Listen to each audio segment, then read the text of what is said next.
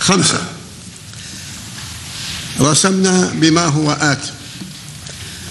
أولا، تقدر إيرادات وتعتمد مصروفات الدولة للسنة المالية 1437-1438 وفقا لما يلي.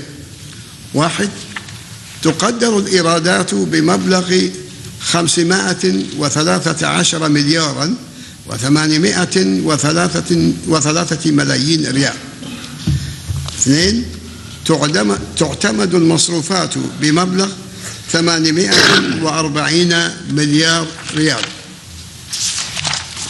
3.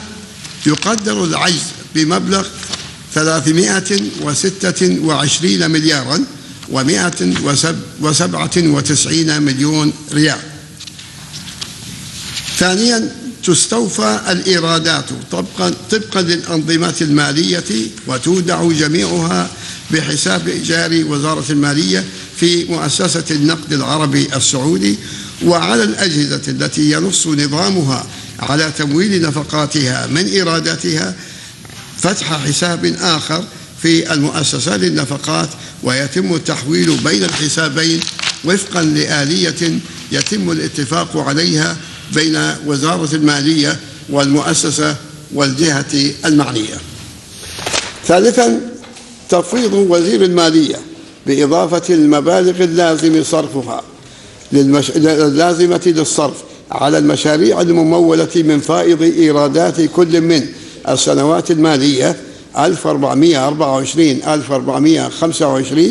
و 1425-1426 و 1426-1427 و 1427-1428 و 1432-1433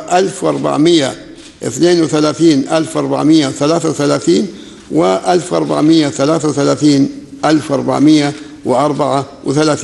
و 1434 و 1435 الصادر في شأنها الأمر السامي رقم وتاريخ 10/9/1425 والأمر الملكي رقم وتاريخ 16/7/1426 والأمر الملكي رقم وتاريخ 11/11/1427 والأمر الملكي رقم 1000/177 بتاريخ 21/11/1428 والأمر الملكي رقم 1000/1 بتاريخ 3/1/1433 والأمر الملكي رقم 1000/18 بتاريخ 17/2/1434.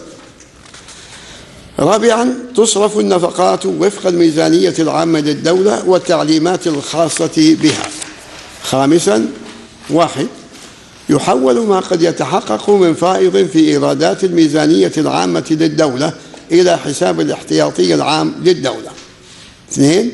لا يجوز السحب من الاحتياطي العام للدولة إلا بمرسوم ملكي في حالات الضرورة القصوى المتعلقة بالمصالح العليا للدولة، وذلك دون إخلال بما قضت به الفقرة الثالثة من البند أولا من قرار مجلس الشؤون الاقتصادية والتنمية رقم 1/14/37 قاف بتاريخ 10/3/1437 ويخول وزير المالية بالاقتراض وفقا لذلك.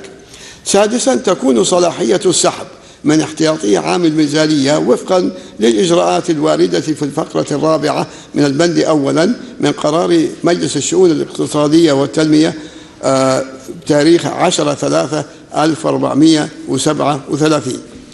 سابعا، تقدم الأجهزة الحكومية المشمولة في الميزانية العامة للدولة لوزارة المالية تقديرا عن الإيرادات والمصروفات الشهرية لكامل السنة المالية 1437-1438 على مستوى البنود خلال 30 يوما من تاريخ تبليغ الميزانية. ثامنا، 1.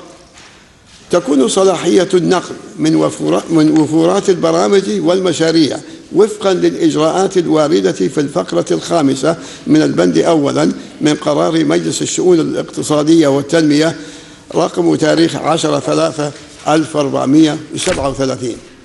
2. تتم المناقلات بين اعتمادات فصول وفروع الميزانية فيما عدا البرامج والمشاريع بقرار من وزير المالية بناء على طلب من الوزير المختص أو رئيس الجهة ذات الميزانية المستقلة. 3. تتم المناقلات بين اعتمادات البنود فيما عدا ما ورد في الفقرتين 1 و2 من هذا البند بقرار من الوزير المختص أو رئيس الجهة ذات الميزانية المستقلة على